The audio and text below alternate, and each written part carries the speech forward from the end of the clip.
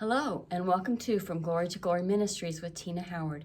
Do you remember hearing the saying, all it takes for evil to prevail is for good men to do nothing?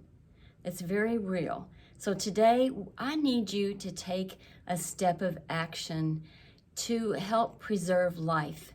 And not only that, to help with injustice that I feel is being done. It's a hypocritical action that's being taken by our governor here in the state of Kentucky.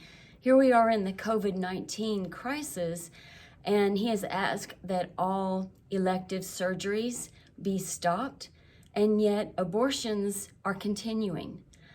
Myself, I find that to be very disturbing. Now, I have some statistics here, and it says, these statistics, this is from the Family Foundation, that since March 1st of this year, there had been, now this was through the 15th of April, I believe it was, there was 122 people that had died from the virus, which is very sad. None of us like those statistics, and we wish that that was not the truth. But listen to how many have died from abortion. 561 unborn people have been killed because the abortion clinic was allowed to remain open, even though people with cancer have not been able to get surgeries that they required.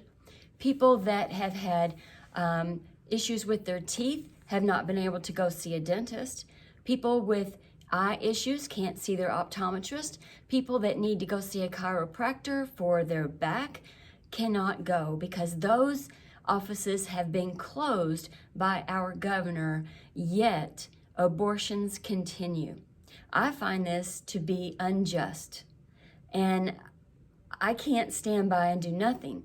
We must act. And so I am asking you to take an action step.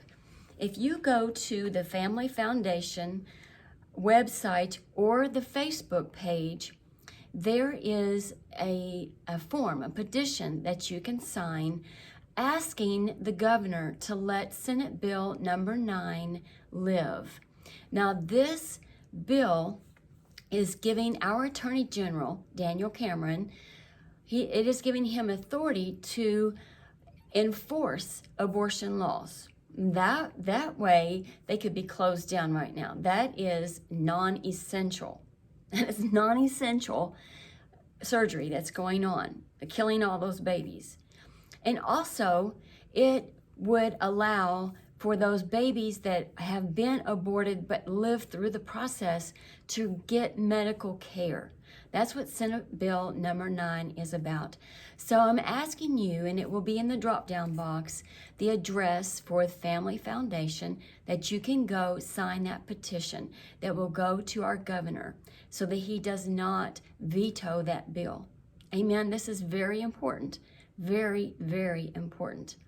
And while you're at it, why don't you ask the governor about the hypocrisy of not only that, but of allowing Walmart, Target, these other essential places to be open.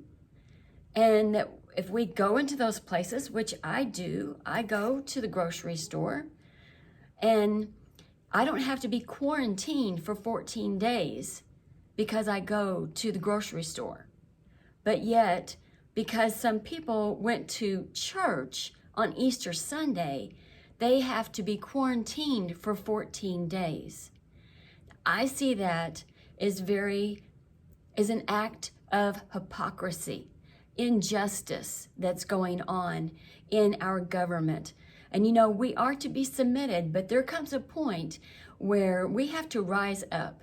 And I believe we're at that point that if we do not rise up and express to our government, to our governor, then we are going to lose the rights and privileges that we have. You know that right now, people cannot go to the Capitol and protest. There are lines where you can go, and it can only be if you stay in a parked car. Well, that's not where he's at. So is that just. That is not just, and it does not go along with the Constitution or the Bill of Rights. I want to read to you what it says in our Constitution. I have it right here. The amendments to the Constitution of the United States of America. Number 1, Congress shall make no law respecting an establishment of religion, or prohibiting the free exercise thereof, or abridging the freedom of speech, or of the press, or the right of the people peaceably to assemble and to petition the government for a redress of grievances. Now, the way I read this and what I have seen is that this right that we have as American citizens is being broken right now. There truly has been an overreach of the government against the people of the United States of America and here in Kentucky by our government.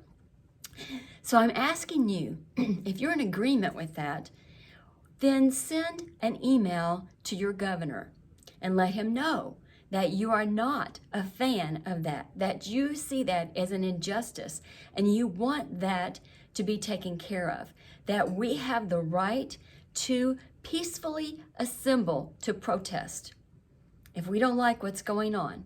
That's part of our American heritage. It's a part of the founding fathers, what they knew to be right and true. So all you have to do, and I'll put the address down in the drop-down box, all you have to do is either, of course, there's snail mail. You can send that to the governor.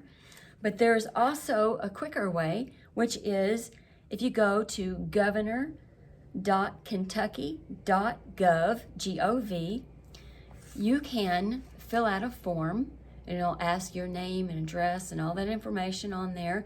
And then there's a box for you to write what you want to say. And so just tell him that you're not a fan of his taking away of your rights to peacefully assemble. So I'm asking you to send a letter and let him know that you don't like the hypocrisy that you have seen, and that people that want to go to church and worship are not allowed to go without quarantining themselves for 14 days, but yet we can go to Lowe's, we can go to all these other places and not be quarantined. That just seems to be very unjust and unfair. It's not right. But you know what? All it takes is for us to do nothing, and we will lose our privileges. We will lose our rights. So please, I am asking you, don't just listen to this and do nothing. I am asking you, believing that you are going to take this seriously and do something about it.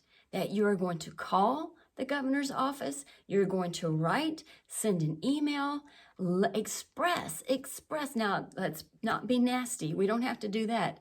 But we can certainly tell him what we think. It is, after all, that is, in Frankfort, that is our house. We are the constituents. We are the people. We elected. Therefore, they're supposed to listen to us. But if we don't say anything, there's nothing for them to listen to. The squeaky wheel gets the oil. Let's be squeaky. Amen. Let's stand up for the unborn. Let's stand up for what the Constitution of the United States. That is what what we've got to do right now in this time. We must do it, or we are going to pay a penalty for it. That not only us, but our children and our grandchildren. And personally, I don't want to see that. I don't want that to happen. So I thank you today for listening. I thank you for not only listening, but being a doer and writing and contacting the government officials about this issue. Thank you so much, and I will see you again next week on From Glory to Glory Ministries with Tina Howard.